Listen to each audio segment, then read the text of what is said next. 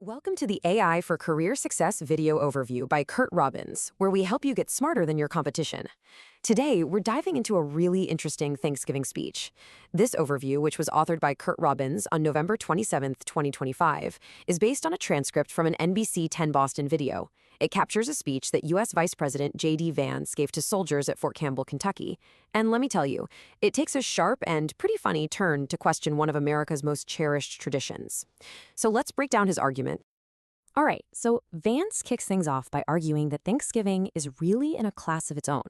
He suggests that while there are a lot of important holidays, this one holds a uniquely American distinction.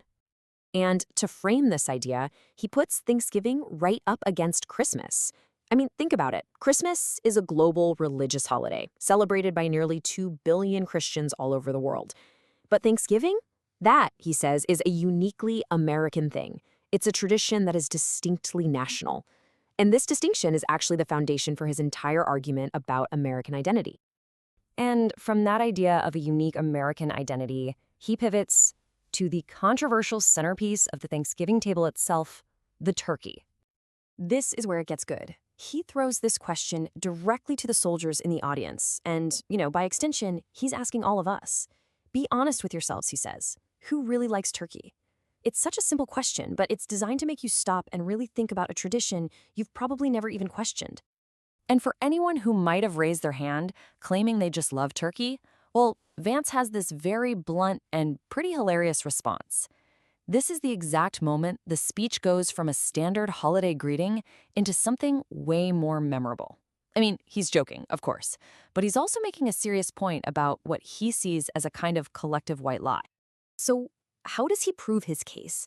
He doesn't just make this wild claim and move on. No, he actually presents two pieces of informal evidence to argue that turkey, that it just isn't that good. He breaks his argument down into two super simple tests that anybody can understand: the random roast test and the deep fry rule. Let's take a look at each one.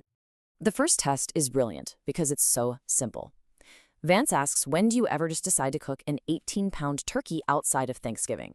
On a random sunny afternoon in July? The answer, he implies, is never.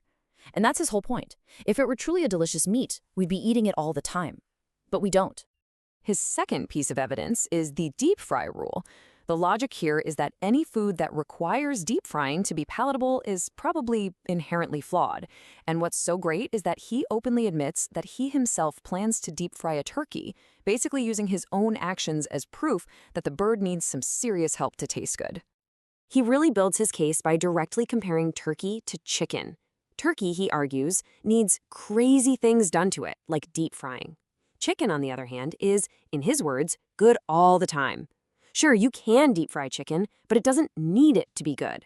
This comparison pretty much serves as his final piece of evidence that turkey is the inferior bird. So, if turkey isn't actually very good, why on earth is it the non-negotiable star of America's most American holiday? This is where Vance brings his entire argument right back home. And here is the punchline. It has absolutely nothing to do with taste. It's all about identity. The act of cooking and eating this gigantic American bird, even if we have to do crazy things to make it taste good, is a performance of patriotism. It's a tradition we uphold simply because, as he says, that's what Americans do. So, Vance's really funny tangent on turkey leaves us with a much deeper question to think about. It kind of pushes us to look at our own lives and ask, what other traditions do we follow not because we genuinely enjoy them, but because they're a fundamental part of who we are, or maybe who we believe we're supposed to be? Thank you so much for watching. This is where we teach you AI and help you get smarter than your competition.